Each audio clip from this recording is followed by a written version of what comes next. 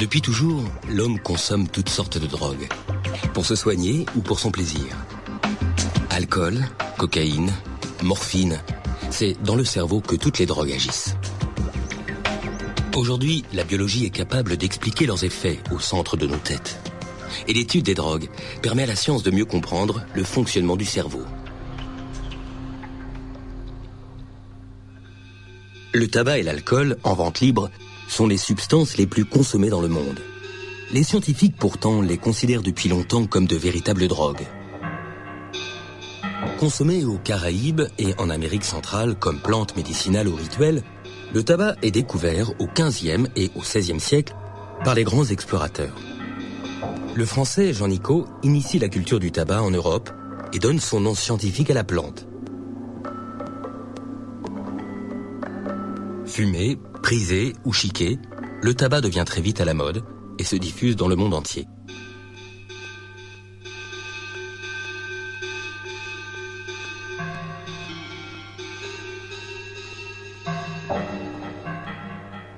Aujourd'hui, plus d'1 milliard de personnes fument dans le monde.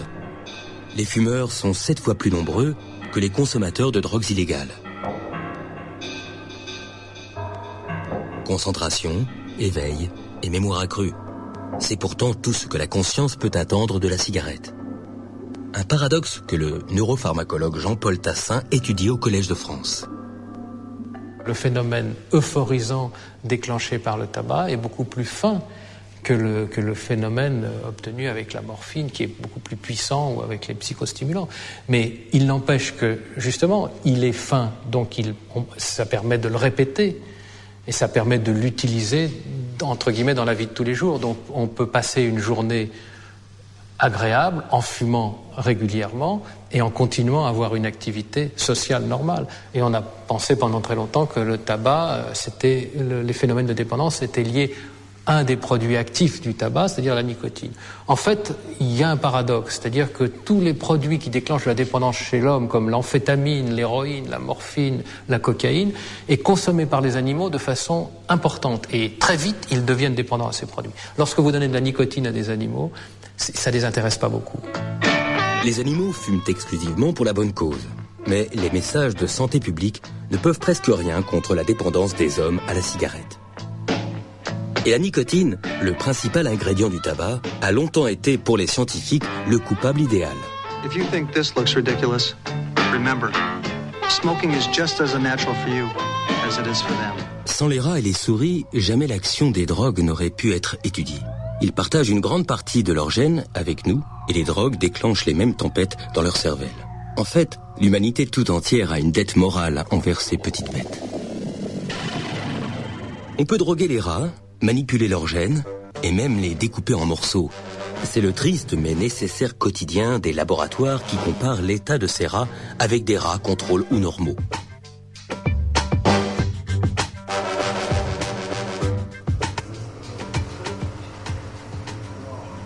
Dans son laboratoire de Bordeaux, un haut lieu de l'étude des drogues, Martine Cador étudie le comportement des rats vis-à-vis de la nicotine. C'est vrai que la nicotine est une drogue d'abus paradoxale, puisqu'en fait, elle a des propriétés addictives extrêmement importantes, sans avoir pour autant des propriétés psychotropes très puissantes. C'est-à-dire qu'en fait, la nicotine ne provoque pas de changement d'état de conscience, contrairement à ce qu'on observe avec l'alcool, ou avec la cocaïne, ou avec l'héroïne.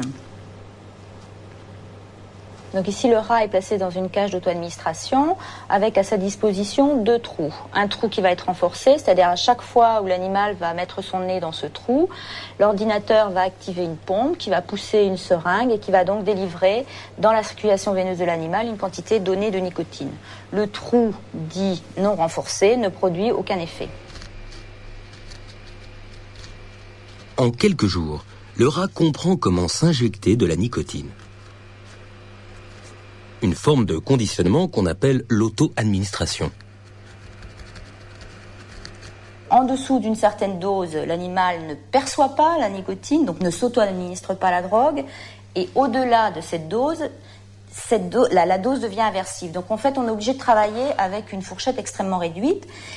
Et contrairement à la cocaïne, l'animal consomme assez peu.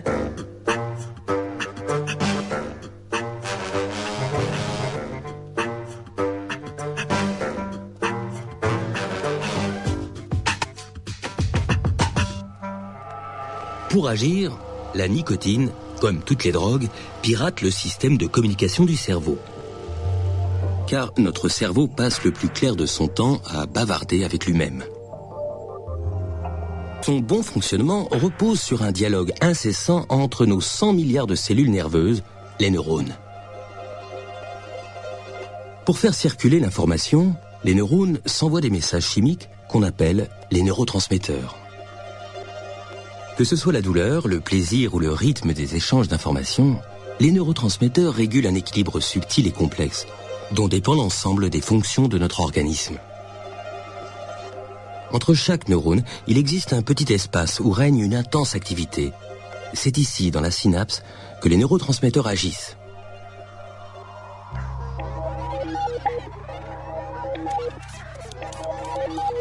Pour faire circuler l'information d'un neurone à l'autre, ils s'emboîtent dans les récepteurs qui leur correspondent.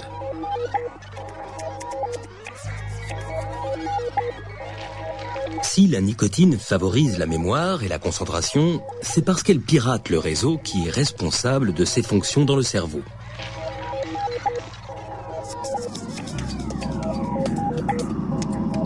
C'est le réseau de l'acétylcholine, ACH.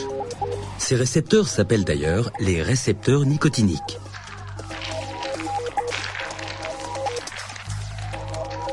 Mais la nicotine est beaucoup plus forte que l'acétylcholine. Elle déclenche la libération d'un autre neurotransmetteur, la dopamine. Une molécule qui est à l'origine de la sensation de plaisir que procurent toutes les drogues.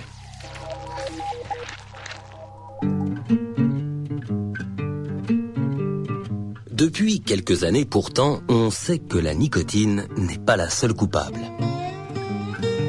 On la soupçonne d'avoir des complices.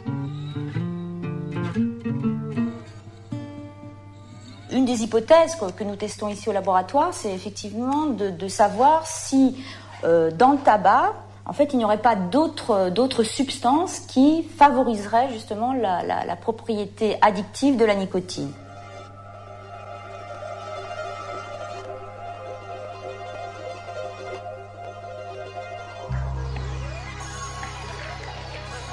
Ces substances agiraient directement sur la dopamine, la molécule du plaisir. Quand elle a achevé sa mission, la dopamine est recaptée dans son neurone d'origine. À ce moment, une molécule est censée la détruire. C'est la monoamine oxydase, ou MAO. Quand on fume une cigarette, un produit chimique empêche la MAO de détruire la dopamine. On dit qu'il inhibe la monoamine oxydase.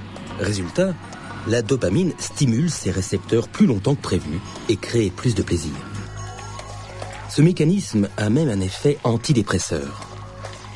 Nous, ce qu'on étudie au laboratoire, c'est comment le fait d'avoir des inhibiteurs de monoamine oxydase va augmenter le pouvoir addictif de la nicotine. Donc on fait ça sur des animaux, des rats, qui sont placés en situation d'auto-administration intraveineuse de nicotine.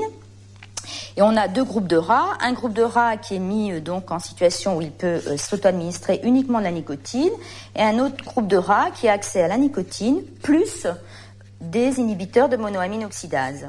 Et en fait, on s'aperçoit, dans les premiers résultats qu'on a pu obtenir au laboratoire, que ces animaux qui ont accès à la nicotine plus les inhibiteurs de monoamine oxydase s'auto-administrent plus de nicotine et sont capables de travailler beaucoup plus pour obtenir une injection de nicotine. C'est-à-dire que leur niveau de motivation, la motivation qu'ils montrent pour s'auto-administrer la drogue est beaucoup plus importante.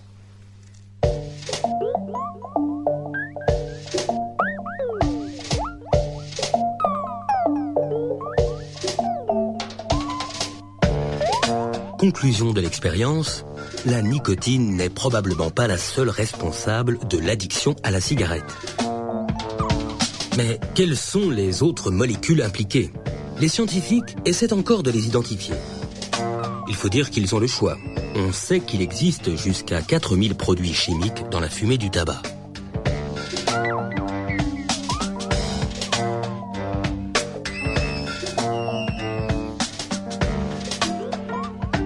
Si certains jouent sur la dépendance, Une soixantaine d'entre eux sont toxiques et cancérigènes. On comprend mieux pourquoi fumer tue.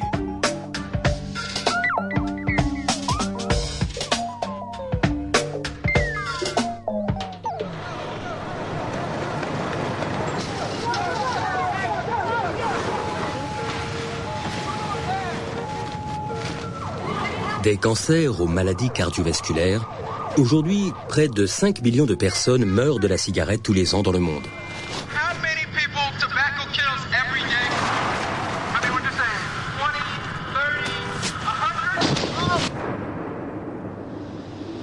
You know what?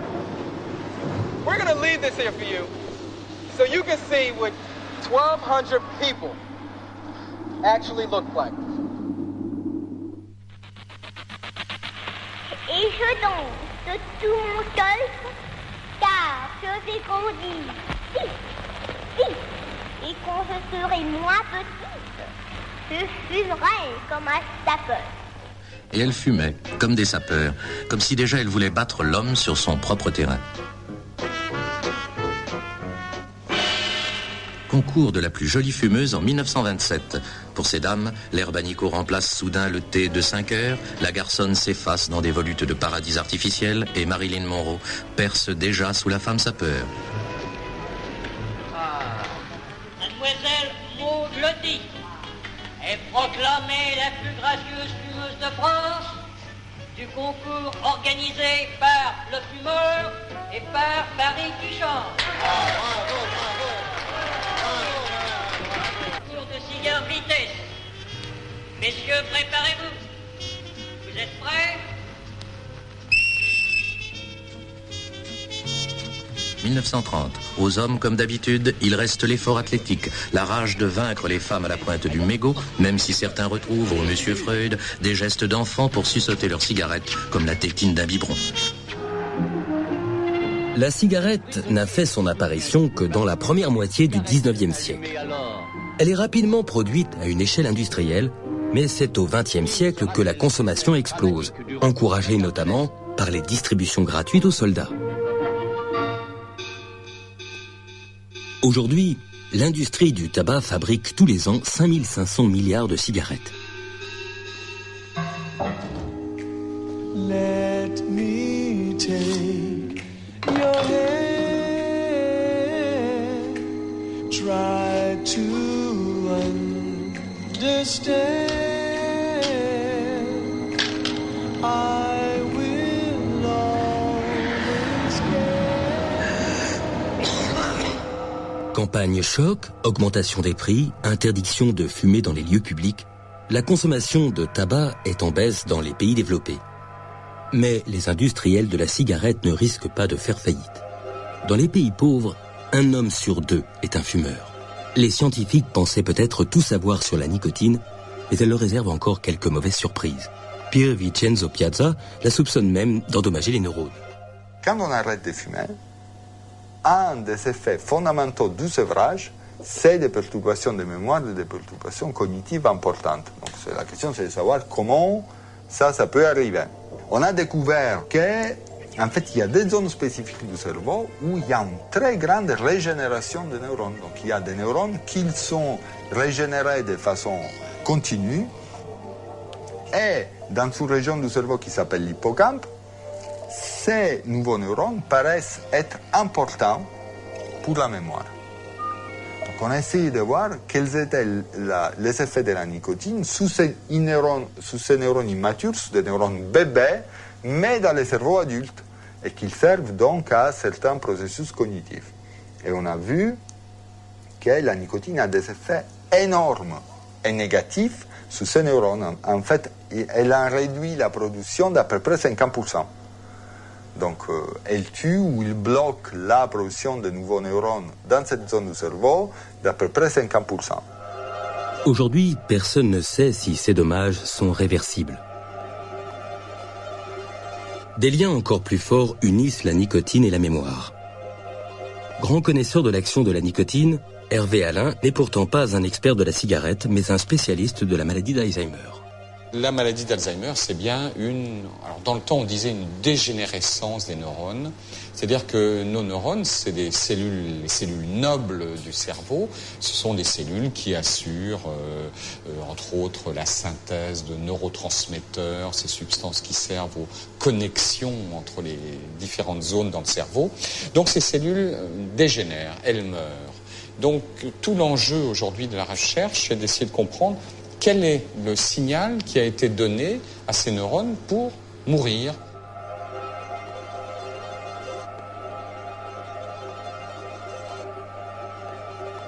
C'est par la mort de ces neurones que commence la maladie d'Alzheimer.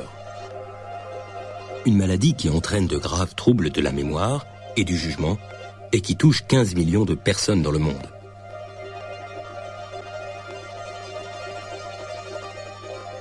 Ça a été une grande découverte de voir que c'était les neurones de l'hippocampe qui souffraient les premiers, car l'hippocampe, c'est un peu le disque dur de notre mémoire. C'est là où l'information, les souvenirs, vont commencer à être stockés. Et une fois que l'hippocampe a fait son travail, la mémoire à long terme va être, comme dans une bibliothèque, disposée dans différentes zones du cortex.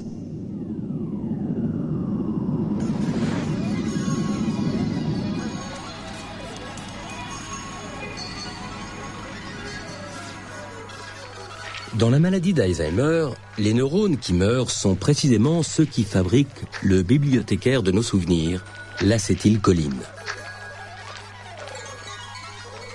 Comme la nicotine agit exactement sur les mêmes récepteurs, les scientifiques se sont inspirés de l'action de la cigarette dans le cerveau pour créer les premiers médicaments contre la maladie d'Alzheimer. Des médicaments qui retardaient l'évolution de la maladie en ciblant les récepteurs nicotiniques. Donc il y a une pharmacologie des récepteurs nicotiniques qui répond à la même stratégie ou à la même hypothèse donc, de ce déficit en fonctionnement de l'acétylcholine dans le cerveau. Mais au lieu d'agir sur le neurotransmetteur lui-même, on va agir sur les récepteurs. Alors vous allez me dire, autant donner du tabac aux malades atteints de la maladie d'Alzheimer. On a longtemps cru, en effet, que le tabac était un facteur de protection.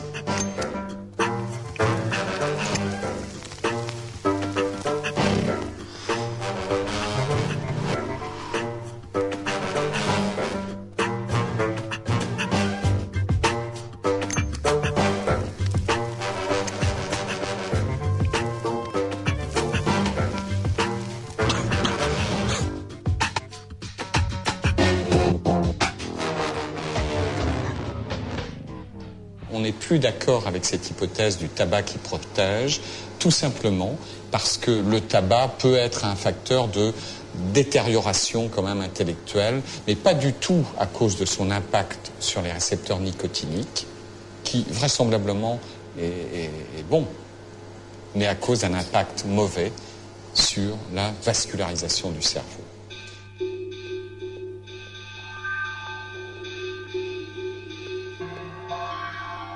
La vascularisation, c'est tout simplement le réseau des vaisseaux sanguins qui irriguent le cerveau. Chez les fumeurs, ces vaisseaux se détériorent.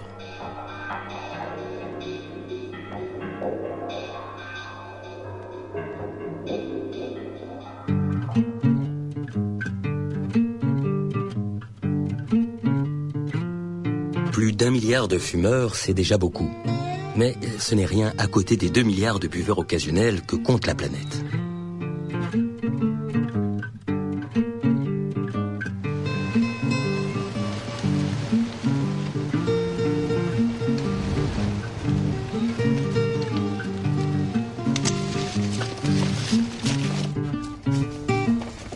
En vente libre dans la plupart des pays du monde, l'alcool est obtenu par la fermentation de fruits et de céréales riches en sucre ou par distillation.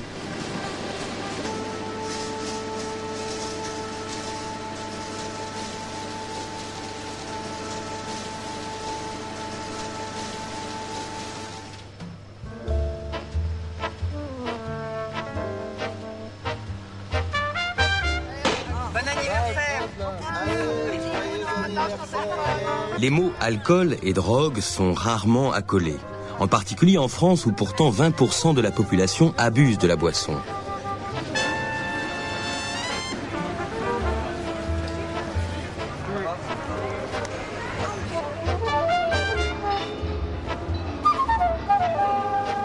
Au service addictologie de Philippe Battel, l'alcool représente 80% des consultations. L'alcool, drogue, ça fait bondir beaucoup de gens, pas simplement les alcooliers et les viticulteurs. Ça fait bondir un ministre de la Santé, M. Mattei, dans une émission grand public, a dit « Ah non, l'alcool, c'est pas une drogue ». Et d'ailleurs, il y a bien des scientifiques pour le dire.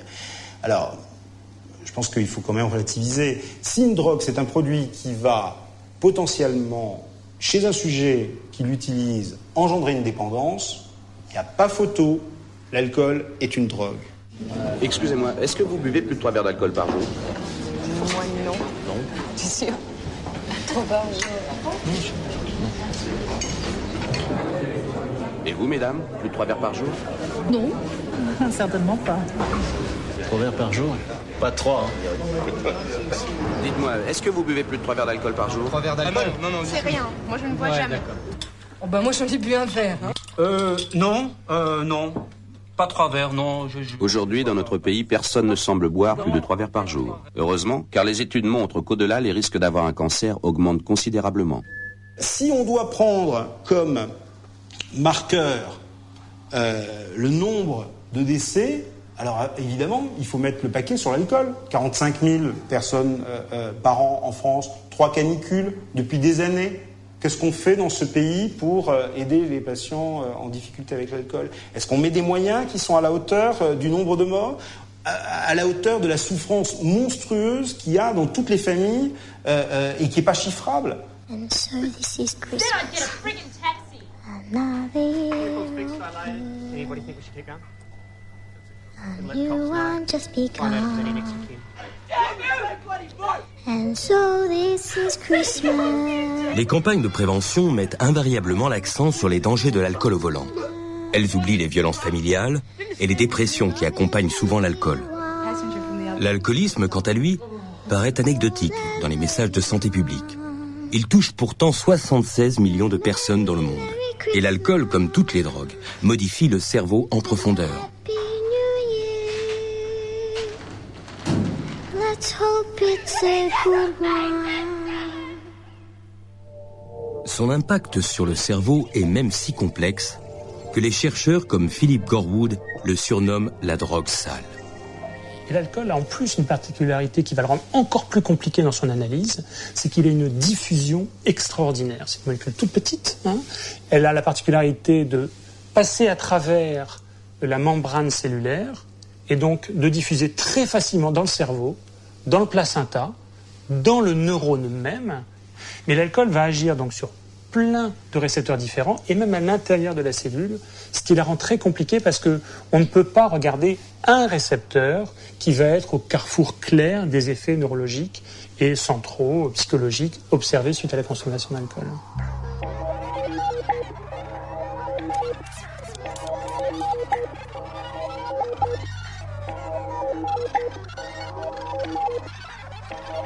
La plupart des drogues concentrent leur action sur un certain type de récepteur. Le principal ingrédient de l'alcool, l'éthanol, tape sur presque tout le système. Il touche les réseaux de l'acétylcholine, de la dopamine, du glutamate et surtout du GABA. Dans un cerveau sans alcool, le GABA agit comme le grand ralentisseur de l'activité des neurones. En ciblant les récepteurs du GABA, l'éthanol exagère le ralentissement du cerveau.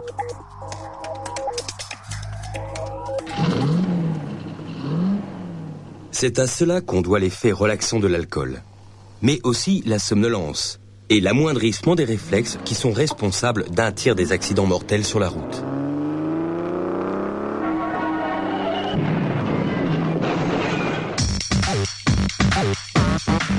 Le monde entier a tendance à réduire sa consommation d'alcool, mais les jeunes femmes en particulier, boivent de plus en plus et de plus en plus tôt. Une précocité qui les rend plus vulnérables à l'alcoolisme. Dans nos sociétés, rien de plus banalisé que la consommation d'alcool. De l'apéro au bon dîner, tous les prétextes sont bons pour boire un verre.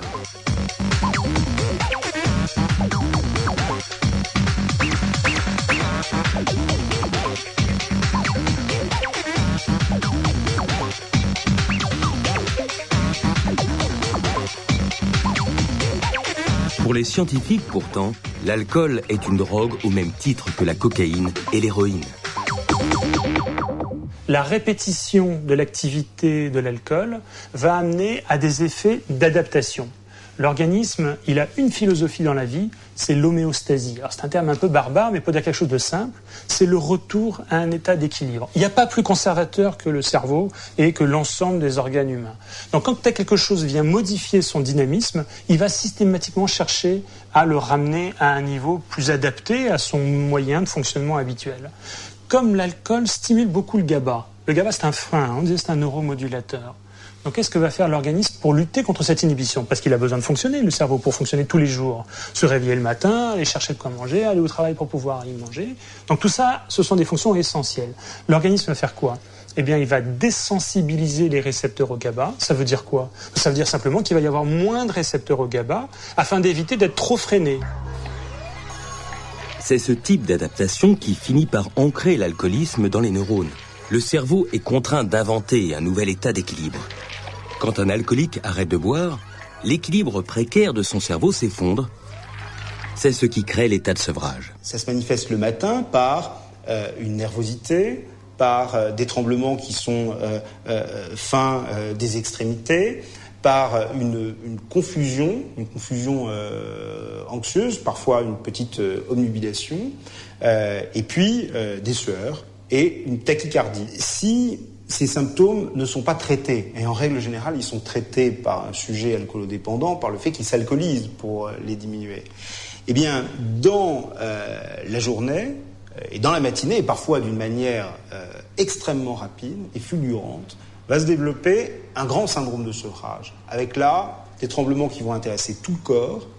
Sur le plan psychique, l'obnubilation va laisser place à une véritable confusion avec des éléments qui sont délirants et qui sont liés à une disperception, c'est-à-dire le fait que le sujet va interpréter dans son champ visuel des objets sur lesquels il va construire une image.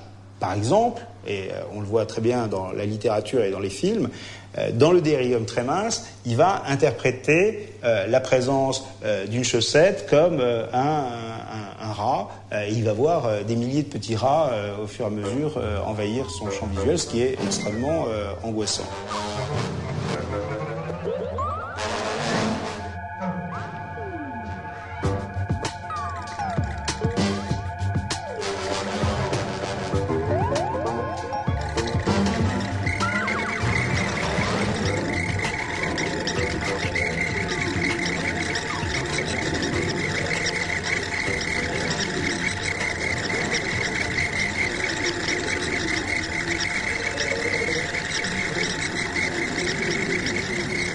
Cet embrasement cérébral peut conduire à des crises convulsives généralisées et, dans des cas relativement rares, 6%, à la mort du sujet par une hyperexcitabilité cérébrale et une grande déshydratation.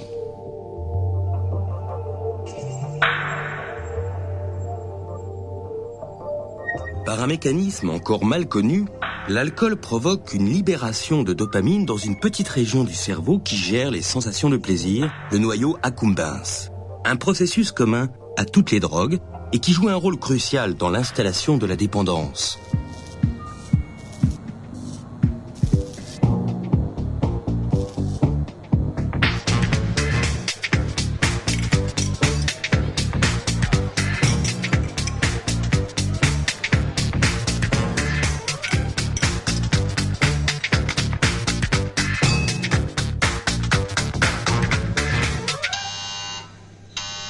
Depuis quelques années, les techniques d'imagerie médicale permettent à des chercheurs, comme Jean-Luc Martineau, de mesurer les dégâts de l'alcool sur l'ensemble du cerveau.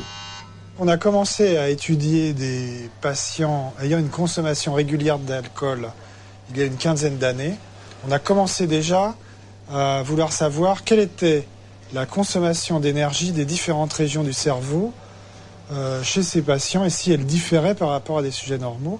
On s'est aperçu qu'il y avait une diminution considérable du métabolisme du glucose.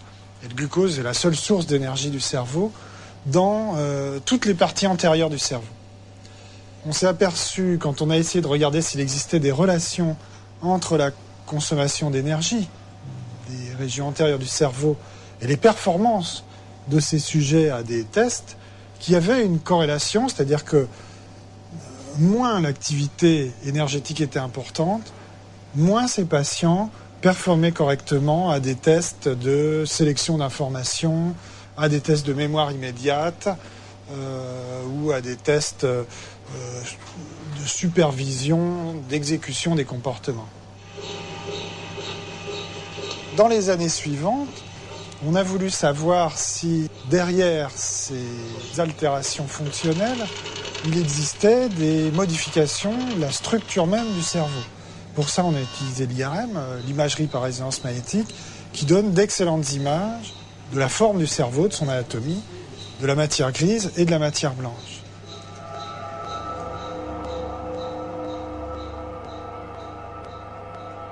La matière grise n'est pas qu'une expression.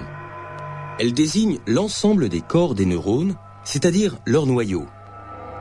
Quant à la matière blanche, elle constitue le câblage de ces neurones, le réseau par lequel transite l'information dans le cerveau.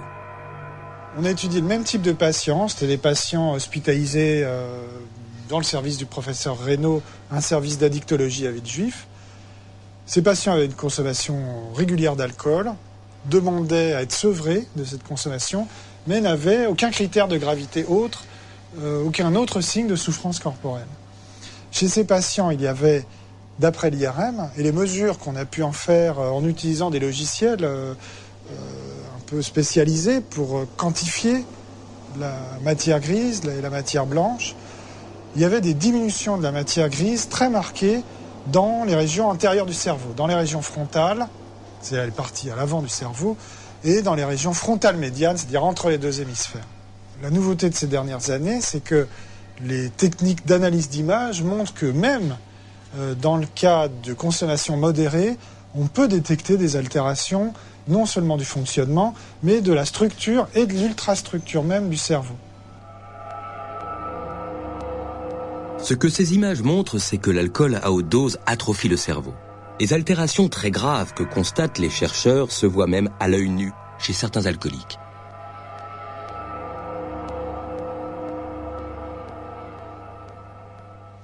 On ne sait pas très bien si ces données sont réversibles. On pense que ça peut être réversible à l'arrêt de l'alcoolisation. Je suis un peu effrayé de ces résultats. Je trouve qu'ils montrent que l'alcool est vraiment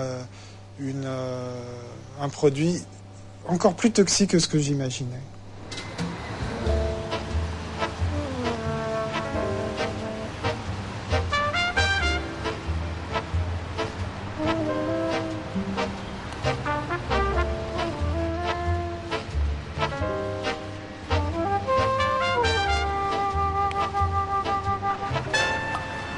Depuis longtemps, les spécialistes de l'alcool cherchent à identifier les facteurs de vulnérabilité de l'alcoolisme.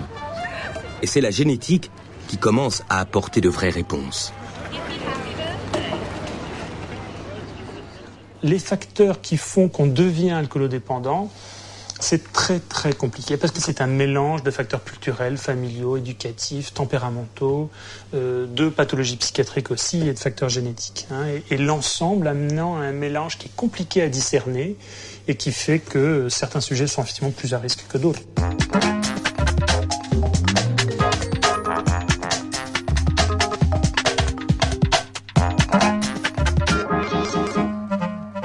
Il se trouve, et on va commencer déjà à voir un peu les facteurs génétiques, qu'on n'est pas tous égaux là-dessus. Et il y a en France entre 2 et 5%, dans une toute petite partie de la population, qui n'est pas très douée pour éliminer la molécule alcool. Parce qu'elle n'a pas un bon capital génétique, peut-être d'ailleurs qui n'est pas si mauvais que ça, mais en tout cas pour la capacité à éliminer l'éthanol, et qui va faire que le métabolite de l'alcool, c'est-à-dire le premier produit de dégradation de la molécule alcool, va être accumulé rapidement dans le sang. Et ce métabolite, il est extrêmement désagréable à supporter. On a des sensations de rougeur, de pâleur, de nausée, parfois de vomissement, de malaise, qui vont faire que la moindre consommation d'alcool va être cataclysmique.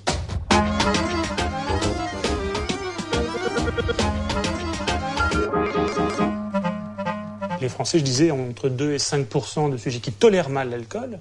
Les Orientaux, la Corée, le Japon, ont plus de 40% des gens qui y habitent qui ont cette intolérance à l'alcool.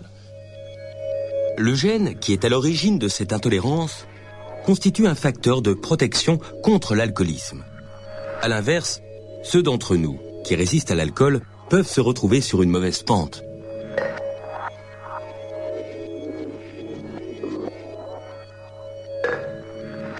Le fait d'avoir une telle fréquence de la non-tolérance à l'alcool va amener à, bien sûr, une réduction du risque de l'alcoolodépendance.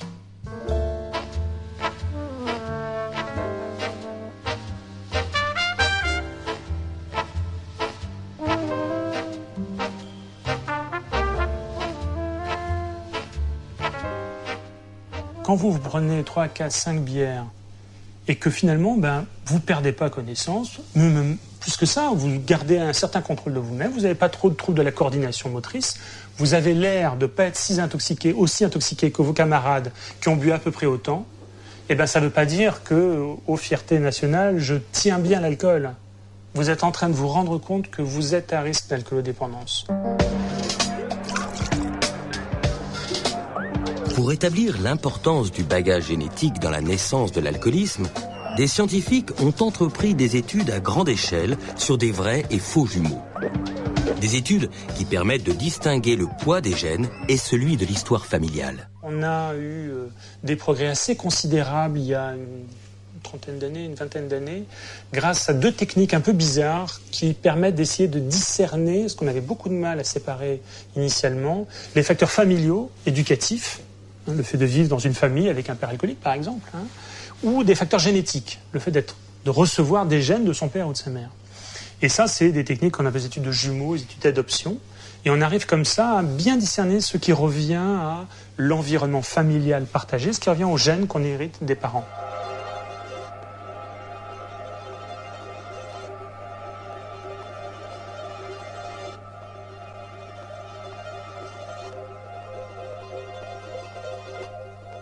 Dans les études de jumeaux, il y en a maintenant à peu près une vingtaine dans le monde, avec maintenant plus de 10 000 jumeaux recrutés dans toutes les différentes nations. Donc on a des idées maintenant à peu près bien établies.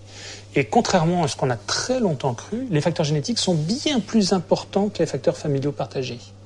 Bien sûr que c'est pas neutre de vivre dans une famille où l'alcool coule à flot, où on banalise la consommation d'alcool quotidienne, ou même qu'on ait un parent qui lui-même a des disconsommations d'alcool. Mais en fait, le fait d'hériter des gènes qui favorisent la vulnérabilité pour développer ce trouble est plus important encore que les facteurs familiaux qui eux-mêmes n'ont pas d'effet nul. Les généticiens ont renoncé à trouver le gène de l'alcoolisme. En revanche, plusieurs gènes ont déjà été identifiés. Parmi eux, celui qui est responsable de la fabrication de l'un des récepteurs à la dopamine, le récepteur D2. Tout le monde a ce gène dans les chromosomes. Mais il peut se présenter sous différentes formes qu'on appelle les allèles. Chez une grande partie des alcooliques, cet allèle est un peu plus long que la normale. Une singularité qui semble perturber la fabrication des récepteurs D2. Une des formes du D2, du gène qui code pour le récepteur dopaminergique D2, elle est un tout petit peu plus importante chez les alcooliques que chez les sujets contrôle. Ça augmente de 30% le risque d'alcoolodépendance. Mais c'est ridicule, c'est pas ça qui explique la maladie. D'augmenter un chouïa le risque de maladie, c'est pas une explication scientifique de la présence du trouble. Mais c'est pas pour rien que c'est systématiquement présent. On retrouve aussi cette anomalie chez les consommateurs de cocaïne et d'héroïne. Beaucoup de scientifiques pensent aujourd'hui que ce gène représente l'un des principaux facteurs de vulnérabilité à la dépendance aux drogues. Mais il en existe d'autres, et les gènes seuls n'expliquent pas tout. J'ai fait donc pas mal d'études de génétique. À chaque fois que je trouve un facteur de vulnérabilité, je l'ai. Donc j'ai l'allèle S du transporteur de la sérotonine qui prédispose au risque suicidaire. J'ai l'allèle A1 qui prédispose à l'alcoolodépendance. Et je le dis régulièrement à mes patients et aux gens qui participent aux études génétiques parce que je m'en porte pas trop mal. C'est-à-dire que je sais que je peux peut-être être un peu plus vulnérable qu'un autre, mais comme beaucoup de gens qui ont connaissance de leur vulnérabilité, je fais un peu plus attention. Et bon, prévenir le réseau suicidaire, c'est pas très simple. Donc, si je suis déprimé, j'irai voir un psychiatre. Ça sera pas très facile, moi-même comme psychiatre, mais on en trouve. Et puis après, de toute façon, quand on a des gènes de vulnérabilité, ce n'est qu'une rencontre avec un environnement spécifique qui peut la développer. Hein. Et ça, c'est très important. Et c'est aussi un axe qui se développe beaucoup dans la génétique des addictions, c'est-à-dire d'essayer de comprendre, quand on a un gène de vulnérabilité, c'est en rencontrant quel type d'événement, à quel moment, dans quelles circonstances, que la pathologie peut arriver à s'exprimer. Certains craignent désormais que le dépistage des gènes de vulnérabilité ne devienne systématique, encourageant employeurs et assurances à adopter des pratiques abusives. Une idée en complète contradiction avec la démarche des scientifiques, pour qui la vulnérabilité n'est évidemment pas une fatalité. L'alcool et le tabac bénéficient de tous les nouveaux outils développés pour étudier la chimie du cerveau, la génétique et la psychologie de l'addiction. Les scientifiques peuvent maintenant évaluer à sa juste mesure l'extraordinaire complexité de l'action de ces drogues dans le cerveau. Ce sont les drogues les plus consommées dans le monde et les plus dangereuses pour la santé. Longtemps victimes d'un déni collectif, elles sont désormais considérées comme des drogues à part entière.